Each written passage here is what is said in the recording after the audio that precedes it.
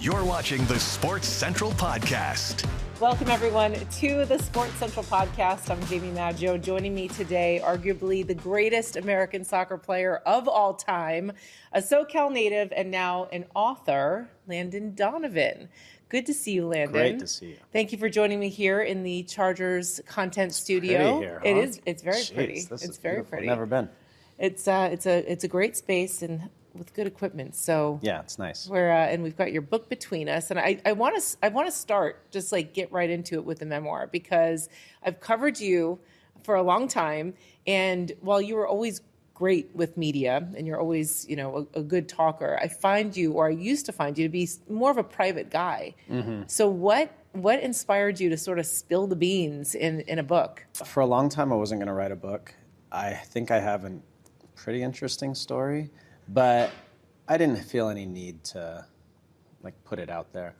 But when I retired, I had a lot of comments from people that were really interesting to me. I've spoken very openly about battles with depression, about the way I grew up, and I get as many comments from people about thanking me for being open about depression as I do any goal I scored. Mm-hmm. And so when we started this project, this might sound cheesy, but I promise this is the truth, to try to help people who have similar challenges in their life. And then there's a lot of different challenges through the book that I talk through. Growing up with a single mom, with a dad who wasn't around, and how hard that is on especially a boy with no father around.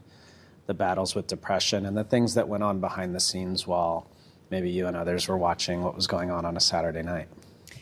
How cathartic was the experience of putting all of that It was onto paper?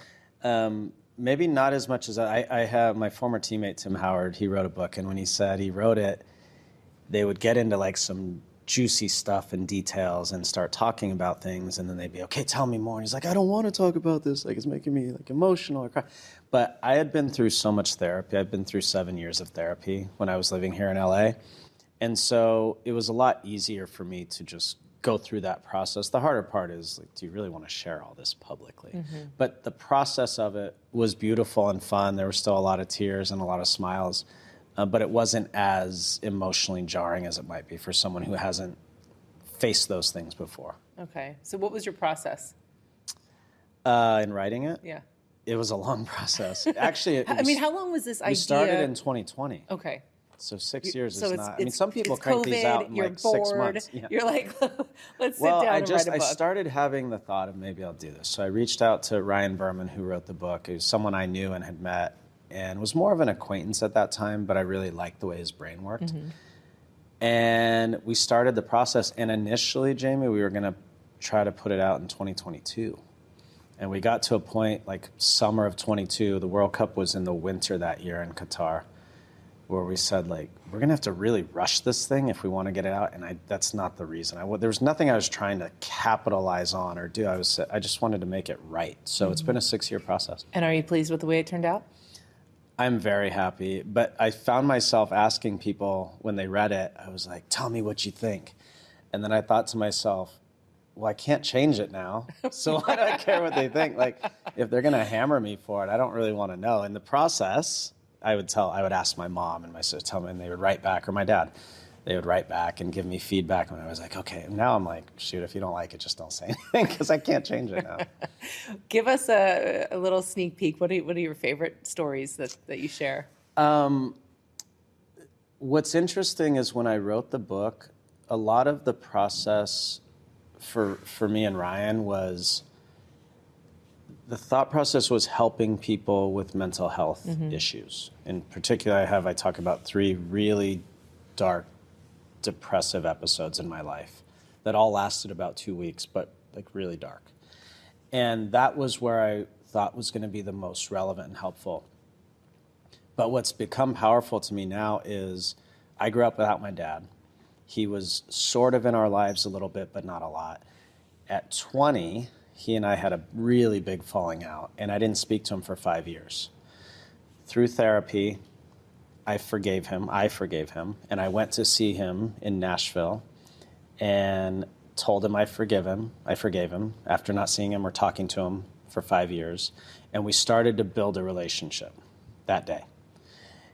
And it ended up being probably the best decision in my life, because for the next 15 or so years, we had a phenomenal relationship. And the reason I'm telling you that is because in December, my dad passed away. And so that was all in the process of this. That was months before this came out. And so now I'm starting to look at it through the lens of, thank God we reconciled, and I had those years with my dad. And so that's what's powerful to me. Most people who have read it so far are really grateful for the mental health piece and just speaking openly about it and sharing in very, very, very much detail about what those depressive times were like. And I think a lot of people can relate to that. I have a couple questions. The forgiveness piece. You could have skipped that. You didn't need to do that.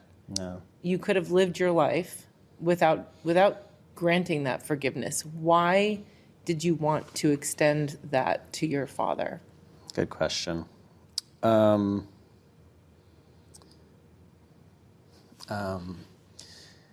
It's in some ways it's selfish, because when you forgive, you do the healing. And of course it helped heal him, because he wants his kids in his life.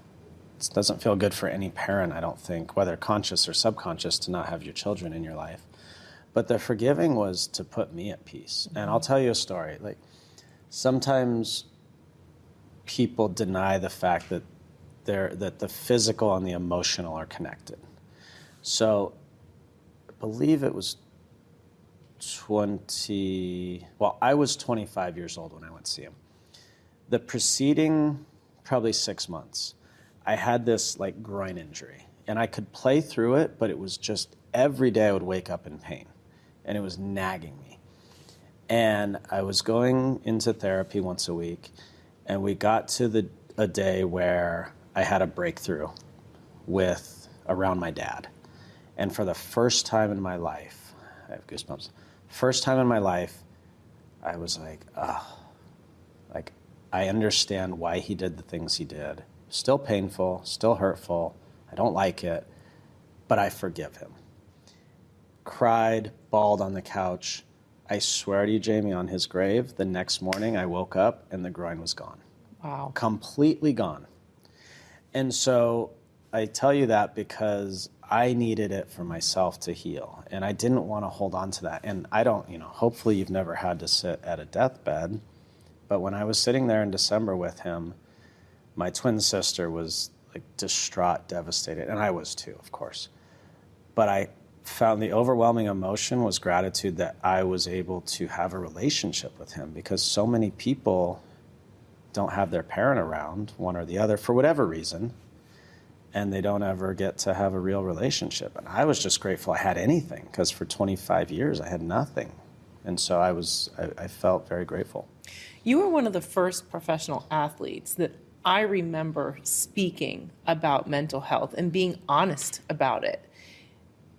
When you, at that time, when you were sharing, how did your teammates and coaches receive that? Because there was a stigma, right? And Are you weak?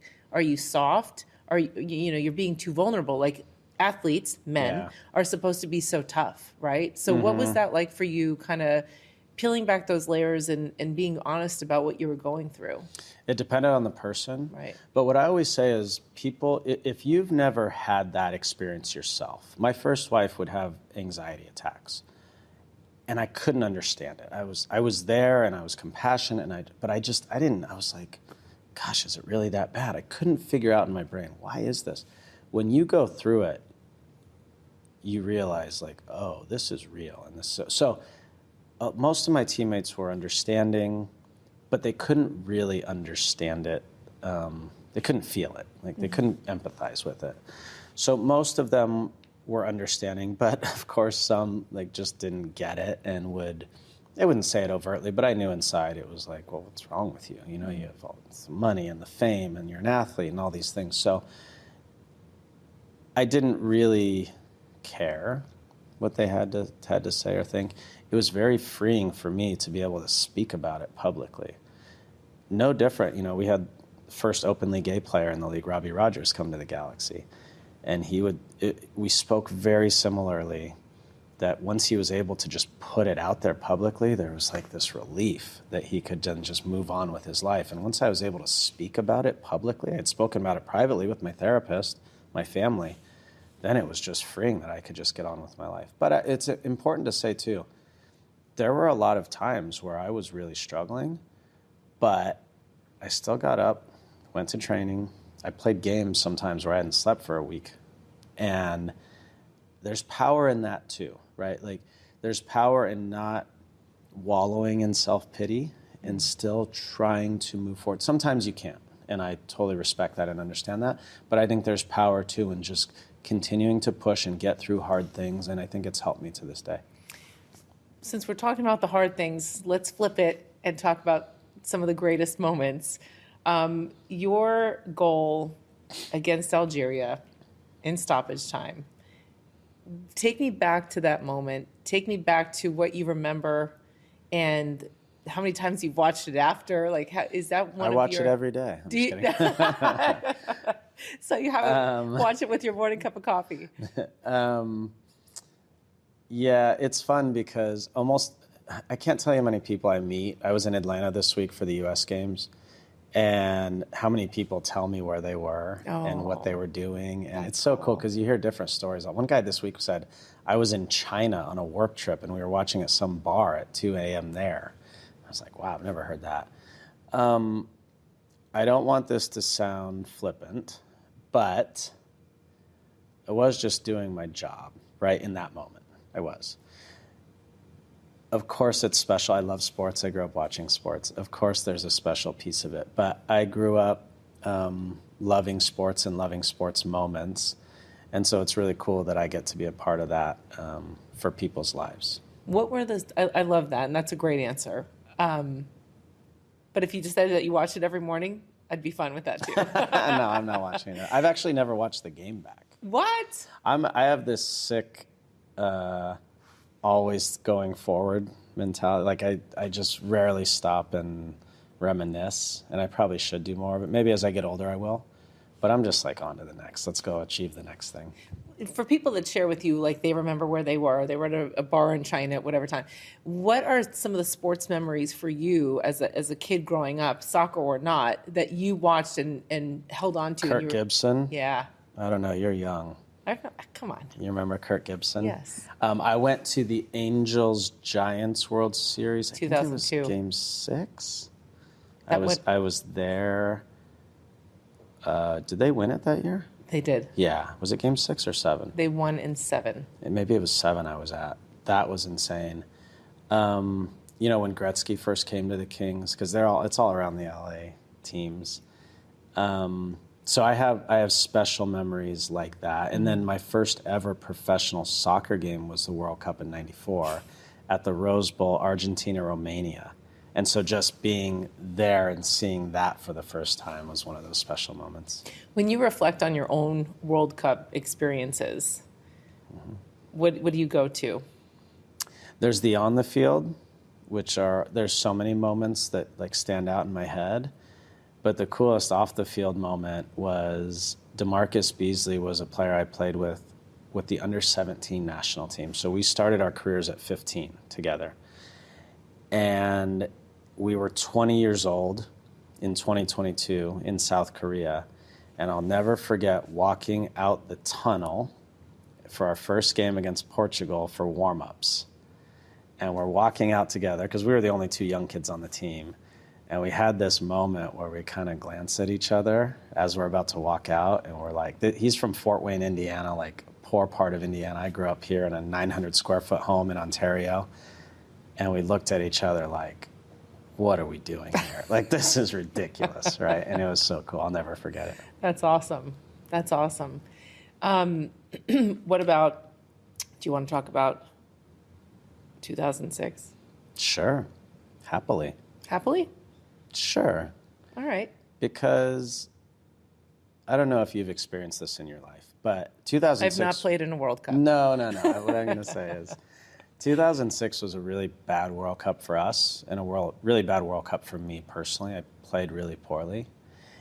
But what it did is it reset my life, because through that I saw, and other things, I sought therapy, which changed my life. It led me to forever change the way I approached games, because I think I was too expectant that things were just going to happen naturally. I was going to step on the field and no problem.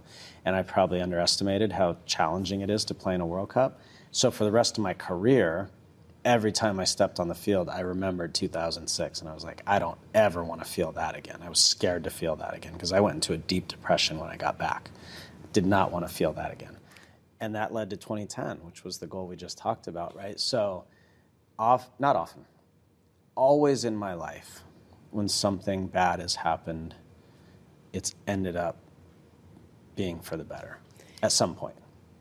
Not everyone can say that they can take, the lemons and turn it into lemonade. Mm-hmm. What is it about you as a person? Well, it's just happened, Jamie. Like, it's just the reality. And also, some of the best things I've had happen in my life, something negative has come from it at some point too. And so if you trust that it's all happening as it's supposed to, then that's the lens you view it through, right? And so I choose to view it through that lens. And oftentimes, when you're in the moment, it's horrible. Mm-hmm.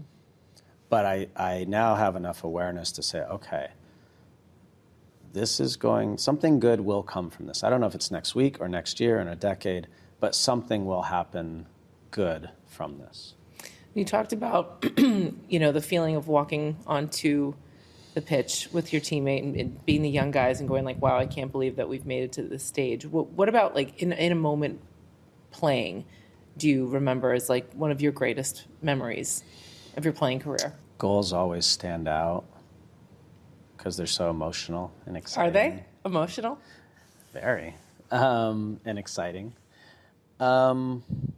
Yeah, there are a lot. I mean, every goal I scored in a World Cup was hard for me to believe because of where I started.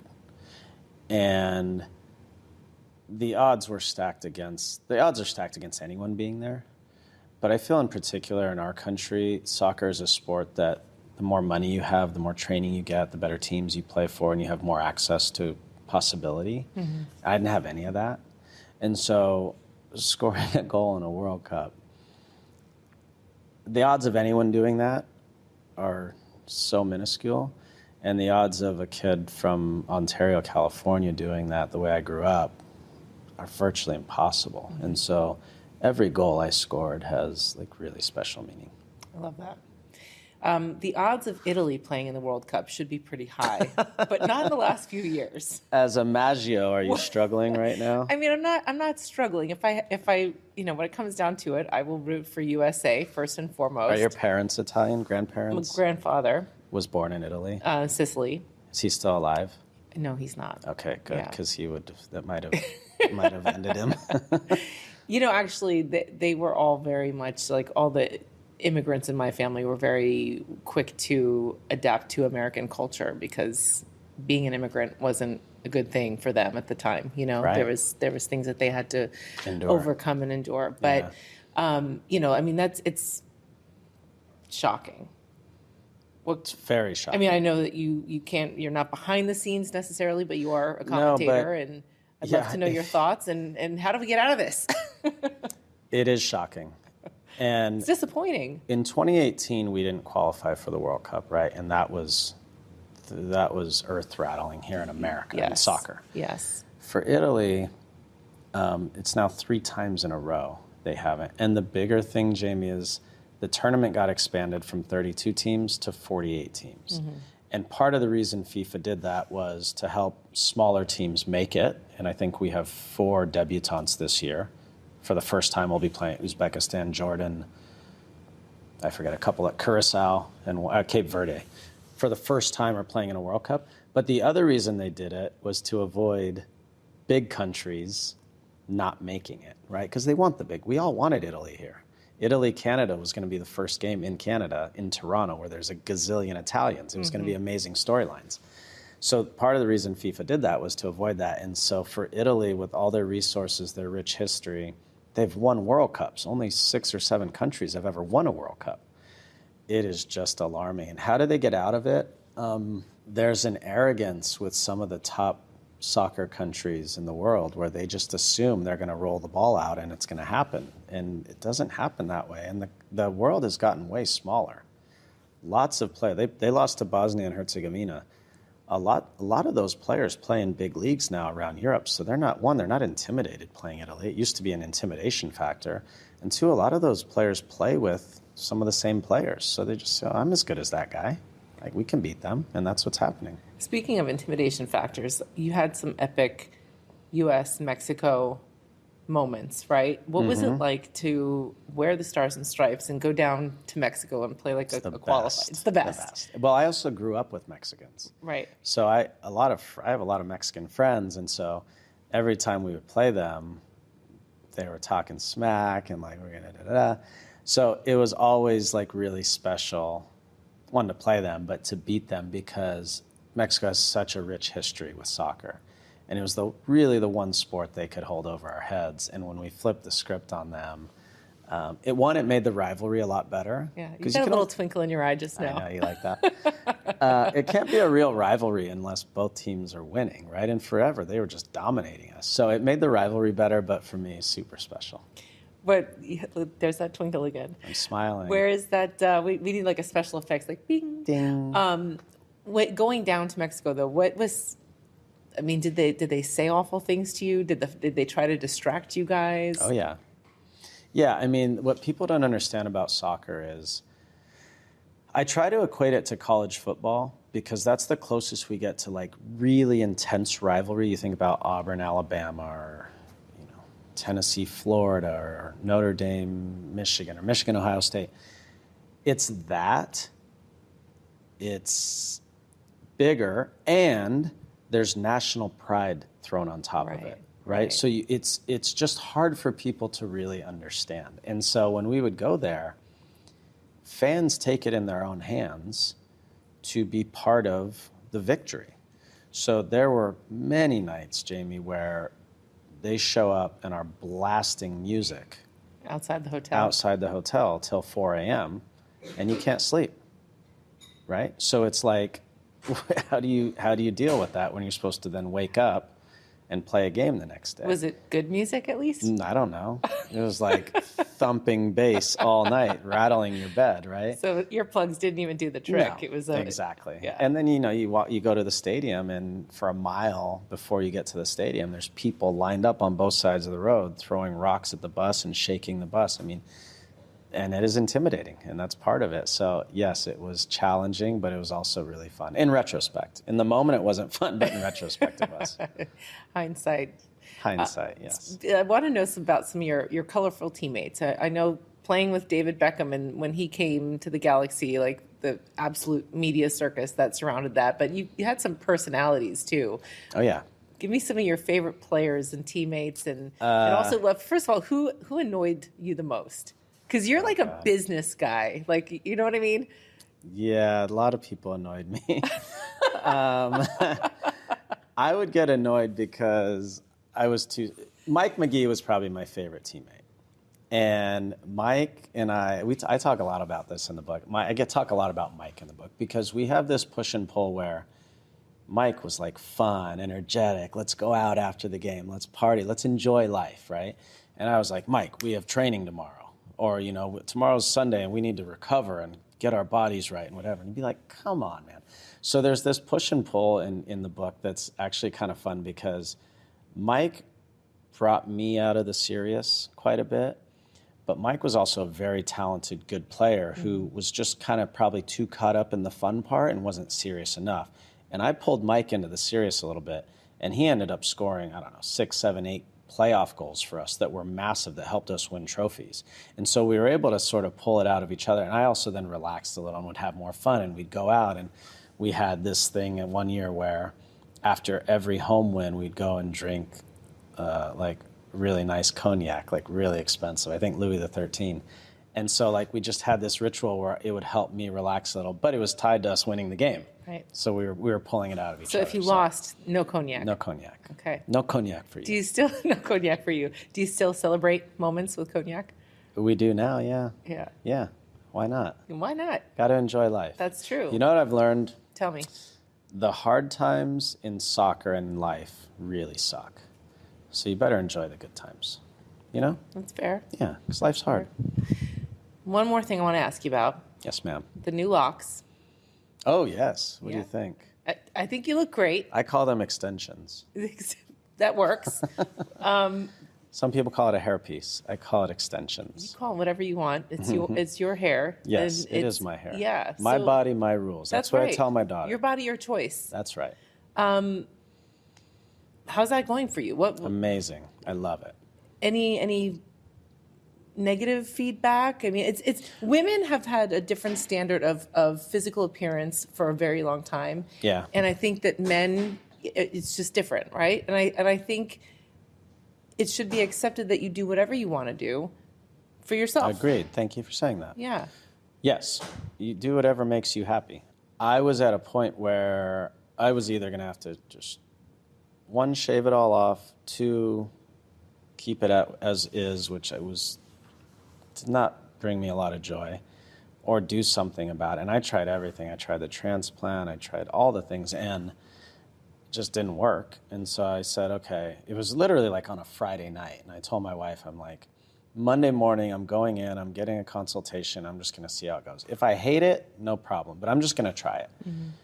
And I went in, they like put this hairpiece on, and I looked in the mirror after she like cut it and everything, and I was like, oh my God, I look like 12 years younger. And I swear this is the dumbest thing for someone who like played in World Cups and scored goals, but I walked out of there like so much more confident. Interesting. And I was like, oh. And you don't realize it until you have it, like how much it was weighing on my head. Like I was always wearing a hat when I went out. No pun intended. Shh. But yeah, and I was like, oh, I'm like confident now. I feel good about myself. And what's wrong with that? I mean, like that's a good feeling. Totally. Yeah. You have a podcast with Tim Howard. I do. You are two men. He's bald. Well, I was going to say, you are two guys. Like, not everybody can rock the bald head. You can if you ever choose to. I can? Yes, you can. Oh, shoot. Tim I can don't think too. so. Tim looks great. I don't think I do. Well, that being said, is Tim jealous? You know what? He's playing it off like he would never do it and he doesn't care. But I think he's jealous. Do you think that you might sway men to kind of lean into this a little bit more? Oh, you would not believe the amount of DMs, texts from people I know, emails, people you would have no clue, people in the public eye. Sure. You would have no clue. And they're like, that's so awesome. I've dealt with the same thing. I've never told anybody. I was like, tell people. Who cares? Like, help more people feel good about themselves. Yeah. Yeah. Do people still recognize you? No. Do they? The first time I went to a game, it was in, where was I? Austin? I was in Austin for a USA game, and this was like 2 weeks after I'd had it done. And I was really self-conscious because I'm like, I don't know if people are going to see what they're going to say, da-da-da. I walked through the concourse. I mean, thousands of people walking by. Not a soul recognized me. Nobody. And I was like, I didn't have a hat on, nothing. And I was like, this is amazing. I can just walk around. Now, I think now people are starting to get used to it a little more, but it was amazing. Good for you. Thanks. And good for you on this book. I'm Thank excited. you. Yeah. I think you'll like it. It's not what you expect. It's not a soccer book. It's a life story about someone who happened to play soccer. Another achievement in the legacy of Landon Donovan. I appreciate it.